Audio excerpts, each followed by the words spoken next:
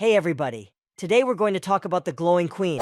Why does she have multiple mouths and why does the Glowing Queen eat everything? We're going to talk about several Gangle emotions. Also, we're going to talk about the basement where Kaufmo ended up. What kind of place is it? About office space and what gender Zooble is. Let's go! Let's start with the Queen of Gloings. 1. As we can see from the photo, the Queen of Gloings has several mouths. What are they for, you ask me? As we saw in the pilot series of the Digital Circus, 2 mouths were used. This is the mouth from which new NPCs were regurgitated, who bring food for eating, and the second mouth which just eats the food to make new characters out of it. The whole character, if you look at it from all sides, looks like a bag that can just be opened. In the pilot series, we saw more mouths of the Queen of Gloings, but they did not interact in any way. 2. Gungle is the saddest and most introverted in the Digital Circus. This character has several emotions: fear, happiness, sadness. As we can see in the photo, Gungle broke her happiness mask and is trying to restore it, but she can't connect the 2 parts. There is a theory that Gungle has depression, and because of this, she can't restore happiness. As the creators of the Digital Circus said, each character will have a separate episode, and we will learn more about Gungle in the next videos. 3. Basement in the Digital Circus. You can see from the photo, we see several abstracted characters. This may indicate that all abstracted characters, Kane moves to the basement. What are these abstracted characters? Let's talk in more detail. As we saw in the pilot series of the Digital Circus when Pomni, Jax, and Regatta walked down the corridor, we saw many rooms that were locked and no one could enter them. And there were crossed-out characters in the photo. What are these crossed-out characters? There is a theory that these are characters who used to live in the Digital Circus, but later they abstracted and ended up in the basement. What can this abstraction mean?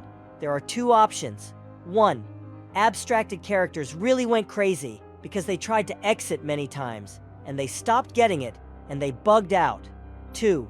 This option is more interesting.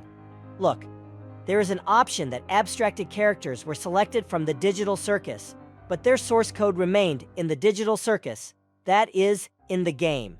The source code can denote basic things, animal instincts, and this can be proven by the fact that when we saw the abstracted Kaufmo, he beat and hit everyone he sees. He didn't care who it was, his friends or NPCs. After Kane caught Kaufmo, he redirected him to the basement and locked Kaufmo there. And we saw several more characters of the Digital Circus. And as we saw in Kaufmo's room, there was a portrait that Kaufmo found, some dark room. Maybe it was a basement. 4.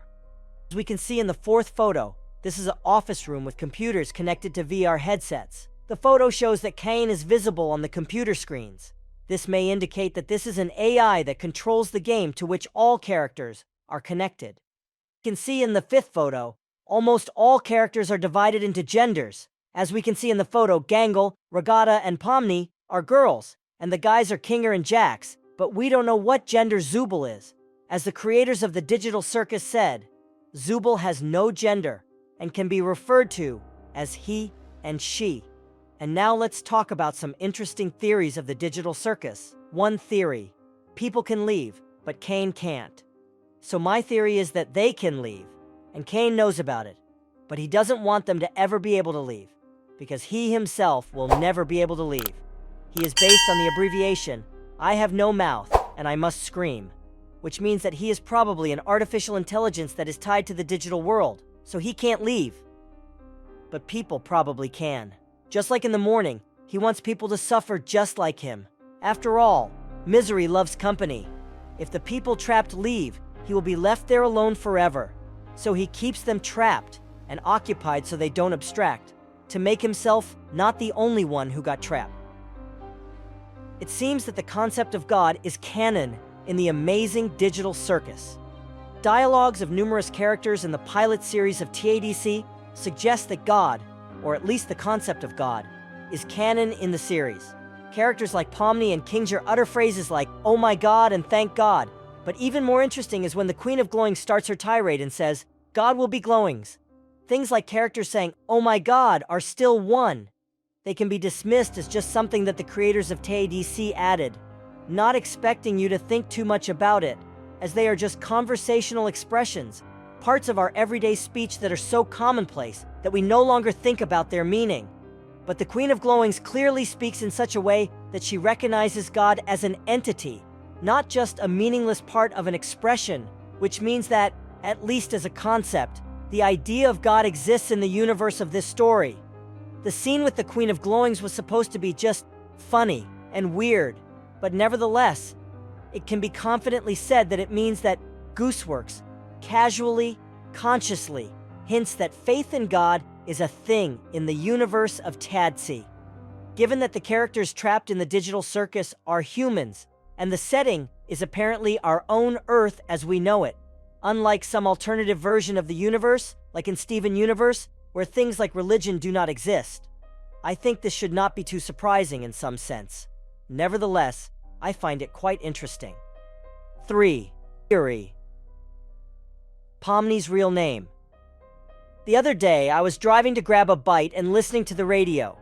Lucy in the Sky with Diamonds was playing, and the lyrics reminded me of The Amazing Digital Circus.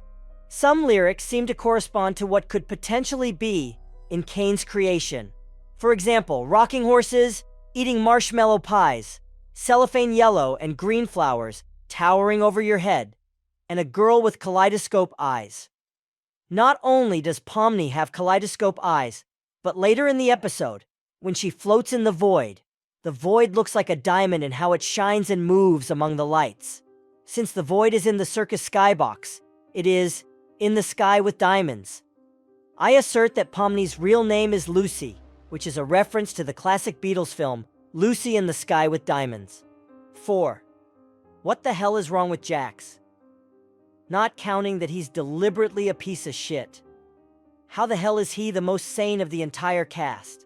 Even those who got stuck here before Pomni are already insane, and every time they mention the fact that they are stuck in a place where there is no exit, no freedom, and you have to repeat everything every day, having nothing original, along with the fact that you can't even remember your name or sleep, it makes this situation even worse for them, as they will stay here forever.